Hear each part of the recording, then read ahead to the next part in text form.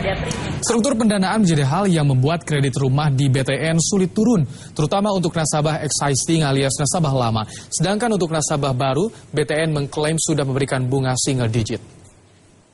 Pak Mariono, ya. Selamat datang, terima kasih. Selamat pagi. Iya, Bank Tabungan Negara menggantungkan bisnisnya pada kredit perumahan rakyat. Ya.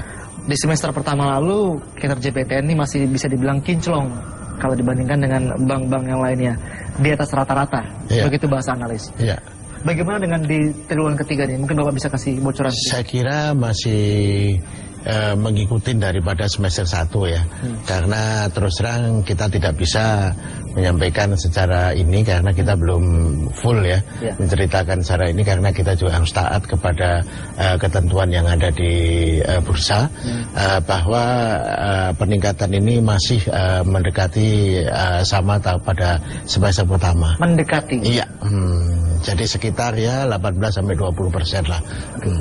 Apakah memang karena permintaan kredit properti yang masih tinggi, atau ternyata misalnya margin yang masih tebal yang diperoleh oleh BTN? Ya. Jadi yang pertama, jadi permintaan kita karena konsentrasi di segmen menengah bawah, di mana segmen menengah bawah ini permintaannya adalah masih besar, terutama pegawai negeri dan para pekerja dan anggota APRI. Ini permintaannya adalah sangat luar biasa, sehingga inilah menjadi tantangan kita dan ini juga merupakan salah satu program pemerintah.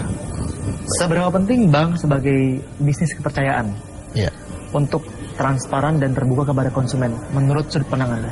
Iya, tadi saya katakan bahwa perbankan adalah suatu lembaga servis yang sangat berbeda dengan lembaga-lembaga servis yang lain. Lembaga servis perbankan ini itu harus taat kepada regulator, juga taat kepada ketentuan-ketentuan good corporate governance, di mana transparansi kemudian keterbukaan itu adalah sangat penting. Karena apa? Karena tujuan daripada perbankan itu adalah mengelola dana masyarakat, termasuk dana milik negara juga. Itu. Baik, Pak Mariono, pada bulan Juni lalu saya sempat mengutip pernyataan di media bahwa Anda bilang cost of fund akan turun karena kondisi moneter dan juga dana repatriasi. Bisa Anda jelaskan dua faktor ini, Pak? Iya, jadi begini ya, karena dana daripada suku bunga bisa turun, itu adalah tergantung daripada cost of fund. Cost of fund itu tergantung daripada lembaga moneter. Dalam hal ini adalah Bank Indonesia. Ya, Bank Indonesia telah melakukan langkah-langkah yang sangat tepat, yaitu dia bisa menata mengatur daripada inflasi, mengatur daripada harga daripada valuta, harga kurs yang cukup stabil, sehingga mengakibatkan suku bunga ini bisa turun secara bertahap. Dan Anda lihat bahwa suku bunga atau acuan daripada bunga BI rate ini sudah mendekati daripada acuan bank-bank yang ada di negara-negara ASEAN, misalnya di Thailand, di Malaysia ya. Tapi kita juga masih lebih rendah dibandingkan negara-negara yang jauh, misalnya di negara India, kemudian Brasil dan lain sebagainya. Artinya apa? Artinya adalah Bank Indonesia atau lembaga moneter telah bisa menurunkan daripada cost of fund-nya itu secara bertahap.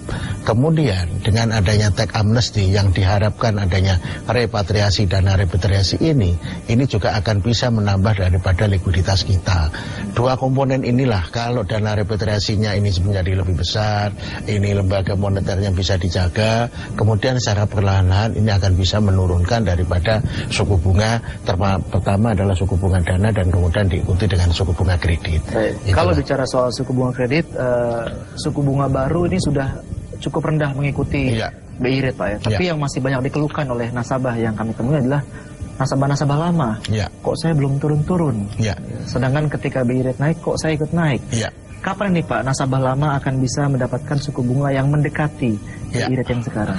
Ya, khususnya adalah Bank Tabungan Negara. Ya, BTN itu adalah semua produknya hampir 95% itu adalah KPR. KPR itu adalah dana-dana jangka panjang. Dana-dana jangka panjang kita sebagian besar juga menggunakan dana-dana menengah jangka panjang, misalnya obligasi dan lain sebagainya. Lah, obligasi ini kalau dana yang kita peroleh beberapa tahun yang lalu dan dananya ini belum jatuh tempo, kita akan masih menggunakan harga dana yang lama. Obligasi ini, dengan bunga yang dengan tingkat tingkat imbal hasil yang tinggi. Iya, tapi kan itu adalah diperoleh 5 tahun yang lalu. Ya kan biasanya kita menggunakan obligasi yang jangka panjang, misalnya 10 tahun atau 15 tahun. Nah inilah kita menunggu secara pelan-pelan mana obligasi-obligasi yang jatuh tempo, kemudian kita ambil dana-dana yang baru yang turun.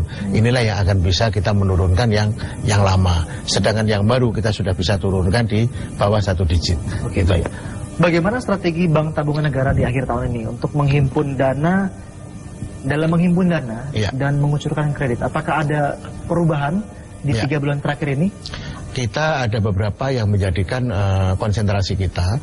Kita telah melebih dulu adalah dengan mencari dana dalam bentuk obligasi, yaitu adalah beberapa bulan yang lalu bersama-sama dengan tax amnesty, dan ini cukup berhasil. Dan yang kemudian adalah 3 bulan yang ke depan kita akan konsentrasi adalah dana-dana yang bunga murah, yaitu adalah giro dan tabungan. Ini akan kita buat program khusus, misalnya adalah tabungan. Kalau Bapak adalah sering melihat di di kota-kota dan banyak itu adalah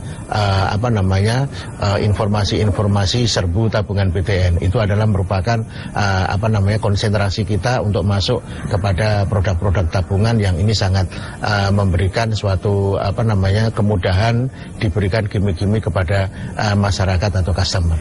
Pak Mariono, saya ingin update terakhir soal tax amnesty. Ini sudah berlangsung mungkin sudah bulan ke-4 atau ke-5 ya. Iya. Seberapa membantunya tax amnesty ini, dana yang masuk bagi perbankan, khususnya bagi Bank Tabungan Negara? Ya, jadi begini ya, kita melihat tax amnesty itu adalah melihat dari sisi nasional, bahwa tax amnesty itu adalah program pemerintah. Bagaimana program pemerintah ini kalau ini berhasil, maka pemerintah juga akan mengucurkan dana-dana dalam bentuk pembangunan. Nah itulah yang akan bisa menarik daripada dana-dana pembangunan untuk bisa memperlancar daripada sektor real. Tapi kalau secara tidak langsung, bahwa kita melakukan deklarasi, kita melakukan repatriasi, itu memberikan manfaat langsung kepada perbankan. Termasuk kepada permodalan Bank Tabungan Negara? Kalau permodalan itu beda lagi ya. Permodalan itu kita bisa dilihat dari sisi adalah bagaimana kinerja kita, bagaimana laba yang kita peroleh, itu yang akan kita lakukan.